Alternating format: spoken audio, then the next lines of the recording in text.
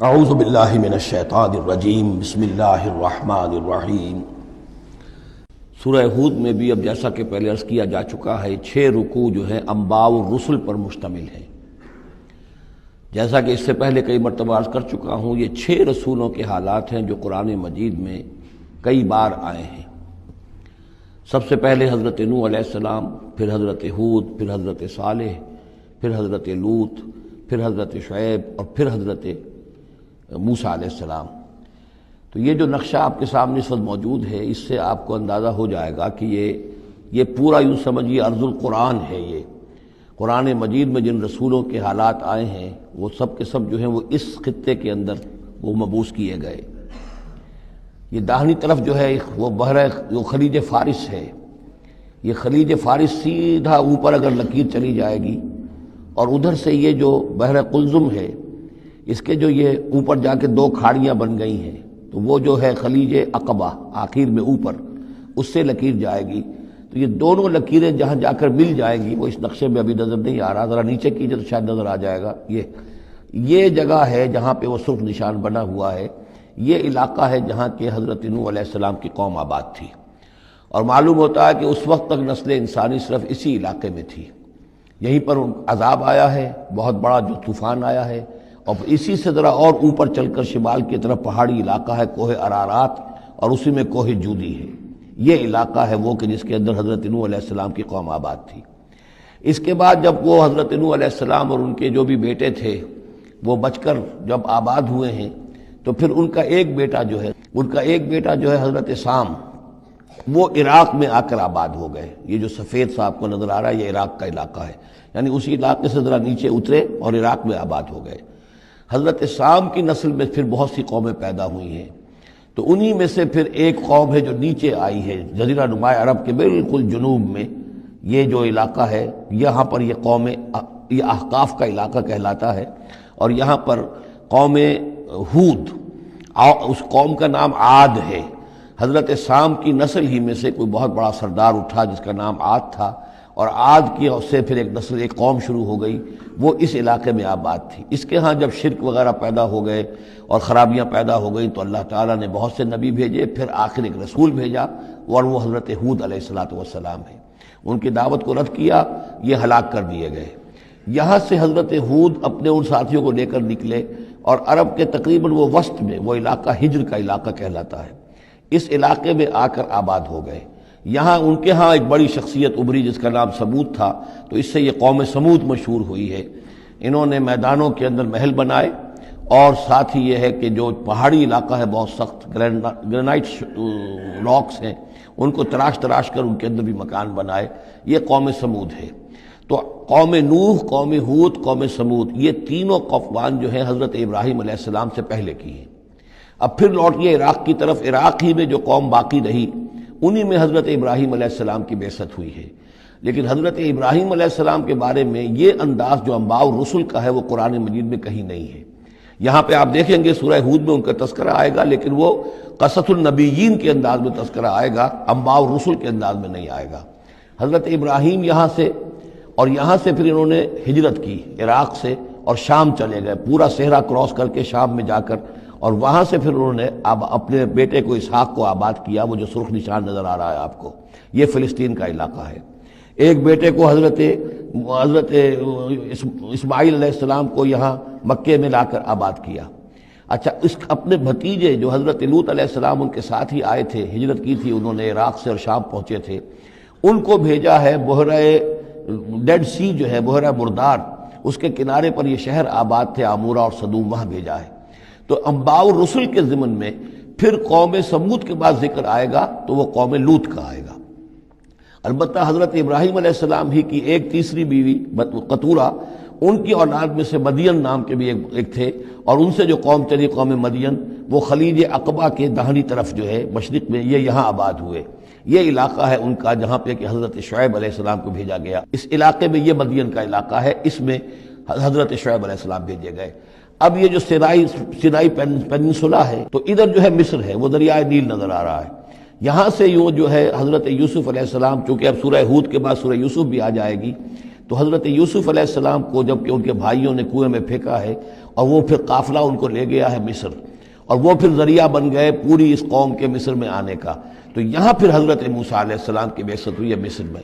تو کل یہ علاقہ ہے کہ جن میں وہ انبیاء اور رسل جو ہیں مبعوث ہوئے ہیں کہ جن کا ذکر اکثر و بیشتر قرآن میں آتا ہے۔ لیکن جیسا کہ میں نے عرض کیا تھا، اس کا یہ مطلب نہیں ہے کہ صرف یہی رسول اور نبی آئے ہیں، دنیا میں اور بھی بہت سے نبی اور رسول آئے، لیکن قرآن میں تذکرہ انہی کا کیا گیا ہے کہ جن کا تذکرہ ان لوگوں کی اپنی روایات میں موجود تھا، جن کے ناموں سے یہ واقف تھے، لہذا انہی کے حوالے سے قرآن تو کتاب ہدایت ہے۔ ویسے تو ایک رسول کے قصے میں بھی وہ ساری ہدایت موجود ہے، اور 6 رسولوں کے قصوں میں بھی وہ ہدایت موجود ہے۔ اس حوالے سے یہ کہ سارے رسولوں کی تاریخ بیان کرنا یہ قرآن مجید کا موضوع نہیں ہے۔ آئیے اب متن کی طرف چلیے۔ وَلَقَدْ أَرْسَلْنَا نُوحًا إِلَىٰ قَوْمِهِ، اور ہم نے بھیجا نوح کو اس کی قوم کی طرف۔ إِنِّي لَكُمْ نَذِيرٌ مُّبِينٌ، انہوں نے کہا میں تمہارے لیے کھلا خبردار کر دینے والا ہوں۔ اللہ تعبدوا الا اللہ، کہ مت پوجو اللہ کے سوا کسی کو۔ انی اخاف علیکم عذاب یوم علیم، مجھے اندیشہ ہے تم پر ایک بڑے دردناک دن کے عذاب کا۔ فقال الملأ الذین کفروا من قومہ، تو کہا اس کے قوم کے ان سرداروں نے جنہوں نے کفر کی روش اختیار کی، ما نراک الا بشرا مثلنا، ہم نہیں دیکھتے اے نوح آپ کو مگر اپنے ہی جیسا ایک انسان۔ آپ کہاں سے اللہ کے رسول بن گئے، کیسے رسول بن گئے، کیسے اللہ نے چن لیا؟ آپ تو ہمارے جیسے ایک انسان ہیں۔ وما نراک اتبعک الا الذین هم اراذلنا بادی الرائے، اور اس سے بھی آگے بڑھ کر ہم نہیں دیکھتے مگر یہ کہ آپ کی پیروی کرنے والے تو وہ لوگ ہیں جو ہماری نگاہوں میں ذلیل ہیں، کمینے ہیں، نچلے طبقے کے لوگ ہیں، گھٹیا لوگ ہیں، بادی الرائے، بلا تعمل نظر آ رہا ہے کہ صرف کچھ کمی کاری لوگ آپ کے گرد جمع ہو گئے، کوئی معقول آدمی، کوئی سردار قوم کا کوئی آپ کے گرد آیا ہی نہیں۔ وما نرى لكم علينا من فضل، اور ہمیں کوئی نظر نہیں آتا کہ آپ پر کوئی ہمارے اوپر کوئی فضیلت آپ کو حاصل ہے، آپ کو اور آپ کے ساتھیوں کو، بل نظنکم کاذبین، بلکہ ہمارا گمان تو یہی ہے کہ آپ جھوٹ بول رہے ہیں۔ قال یا قوم ارأیتم ان كنت على بینۃ من ربی، اب یہ ذرا اس صورت کے اندر بار بار یہ الفاظ آئیں گے۔ ایک فطرت سلیمہ جو پہلے سے تھی، اس کے بعد اللہ کی طرف سے وحی آ گئی، وہ گویا کہ اس کا شاہد ہے۔ انہوں نے کہا اے میری قوم کے لوگوں ذرا غور کرو، اگر میں پہلے سے بھی اپنے رب کی طرف سے بینہ پر تھا، تم جانتے ہو میں نے زندگی تمہارے مابین گزاری تھی، تم بھی جانتے ہو کہ میں ایک شریف النفس انسان تھا، میرا کردار، میرا اخلاق تمہارے سامنے تھا، میں بینہ پر تھا، میری فطرت مس نہیں ہوئی تھی، سلیم تھی۔ وآتانی رحمۃ من عنده، پھر اللہ نے مجھے رحمت بھی عطا فرما دی اپنے پاس سے، یعنی جو وحی آئی ہے میرے پاس وہ اللہ تعالیٰ کی رحمت ہے۔ فعمیت علیکم، اور وہ چیز وہ ہے کہ جس کو تمہاری آنکھوں سے مخفی رکھا ہے، اب میں کیا کروں، فرشتہ میرے پاس تو آتا ہے، وہی میرے پاس آتی ہے، یہ چیز جو ہے میرے تو تجربے میں ہے، مائی پرسنل ایکسپیرینس، لیکن یہ کہ تم سے یہ چھپا کر رکھی گئی ہے۔ انلزمکموہا وانتم لہا کارہون، بہرحال ہم زبردستی چپکا نہیں سکتے اپنی یہ بات آپ لوگوں کو، اگر آپ کو پسند نہیں ہے، اگر بیزار ہیں تو یہ اختیار ہمارے پاس نہیں ہے کہ ہم زبردستی آپ کو ان باتوں کا قائل کر دیں اور یہ باتیں لازماً آپ پر تھوپ دیں۔ بیا قوم لا اسألکم علیہ مالا، اور میری قوم کے لوگوں دیکھو میں تم سے کوئی اجرت نہیں مانگتا، مال طلب نہیں کرتا، کوئی تاوان تم پر نہیں ڈالا ہے۔ ان اجریہ الا علی اللہ، نہیں ہے میرا اجر مگر اللہ کے ذمے۔ وما انا بطارد الذین آمنوا، اور جن کو تم کہہ رہے ہو یہ گھٹیا لوگ ہیں، کمی کاری لوگ ہیں، کمین لوگ ہیں، میں ان کو اپنے پاس سے دھتکار نہیں سکتا، میں یہاں سے کھدیڑ نہیں سکتا ان کو، میں نہیں ہوں کھدیڑنے والا ان کو اپنے پاس سے۔ انہم ملاقو ربہم، یہ اپنے رب سے ملاقات کریں گے۔ ولیکنی اراکم قوما تجہلون، لیکن میں دیکھتا ہوں کہ تم ضرور جہل میں اور جہالت میں مبتلا ہو گئے ہو۔